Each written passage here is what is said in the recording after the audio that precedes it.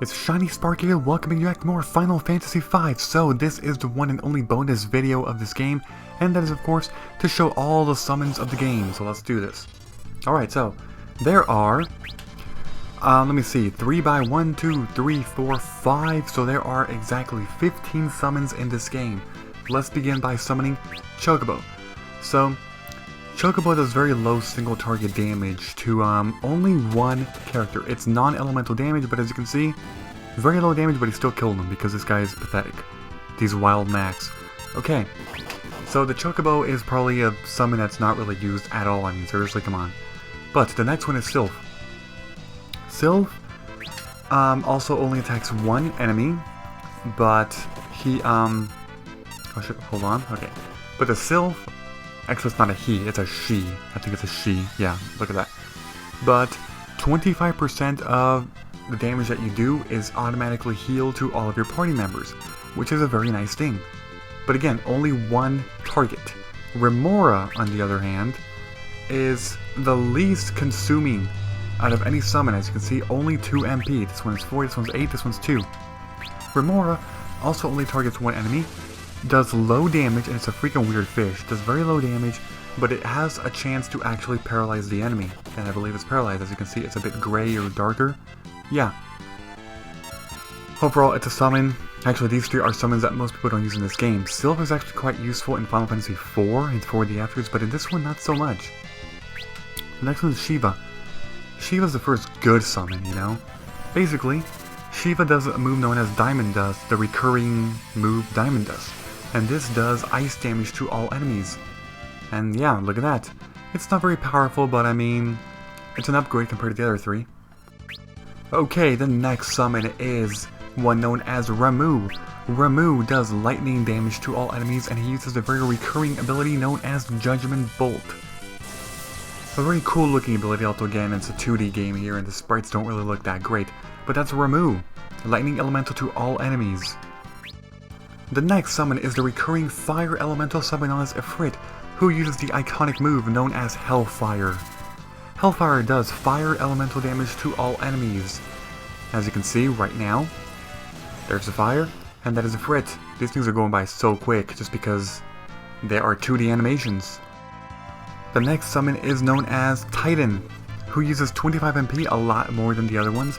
Titan is a recurring Earth Elemental summon in the Final Fantasy series who always uses Gaia's Wrath. And, like I said, Earth Elemental damage to all enemies, and that right there is Gaia's Wrath. The next summon is Golem, an optional summon actually, but I mean, there were a few other optional ones as well, such as Shiva and Ramuh. But Golem does not actually attack. Instead, Golem makes the party completely invulnerable to physical damage for some time. For some time meaning as in, once the wall takes a certain amount of damage, well, that's when it's over and you gotta recast Golem again. But overall, pretty useful against certain enemies, because it completely negates the damage. And now the next one is one known as Catoblepas. So, Catoblepas is a summon that only targets one? Wait, I thought it targeted all, apparently not. I'm wrong then. But he is able to petrify all enemies, or it missed that time, but that's his animation there. He can petrify. Overall, he's useful against some enemies, like especially some bosses, like he works on the Carbuncle boss, but it's hard to use him effectively, so most people do tend to avoid him.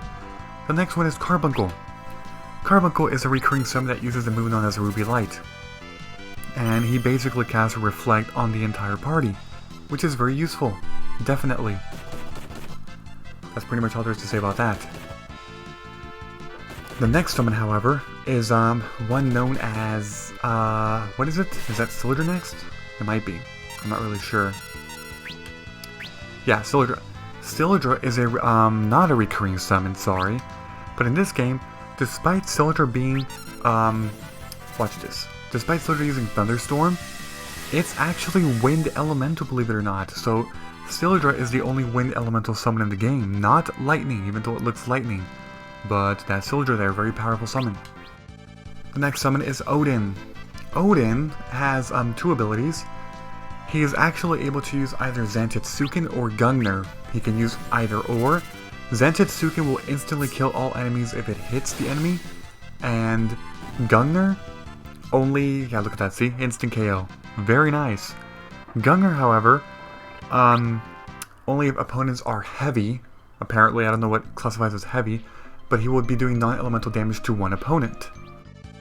The next summon is one known as Phoenix, the most expensive summon in the game, because Phoenix has the ability to revive a KO'd character. That's right, with full HP and MP. I'm gonna go ahead and use it on Lana, but I mean, I'm already dead. I'm not dead. It uses Flames of Rebirth, which does fire damage to all enemies, but it also instantly revives one character with full HP and MP. Although, it didn't revive that time because I was already, well, alive. Overall, very nice summon though. The next summon is the mighty Great Leviathan, who uses 39 MP. Leviathan is a recurring water elemental summon who is known for using Tidal Wave or Tsunami. Overall, very powerful water elemental damage, as you can see, 3000 damage to every single enemy, pretty good. But that's Leviathan. And the final summon is the Great Bahamut. Bahamut in this game requires 66 MP. Overall, Bahamut is a recurring non-elemental summon who is known for the very iconic move known as Mega Flare, which does massive damage to all enemies. But again, non-elemental, so very useful for using it against enemies who absorb elements, and even bosses too. So, that is all of the summons in the game. All of them. And as you can see, some of them are pretty cool, some of them are not so useful, but that's it. So this has been the only bonus video of this series, because there's really nothing else to show. Like, there's no bans like in Final Fantasy IV the After Years, you know? So, yeah, now that I showed that, this series is pretty much over. So because of that, I will now be moving on to Final Fantasy VI, which will begin very shortly, pretty much the day after this game is done. And yeah, hopefully you guys enjoy that one, because that game, in my opinion, and in many other people's opinions, is much better than this one. So, with all that being said, thank you for watching, goodbye everybody, and as always, until next time.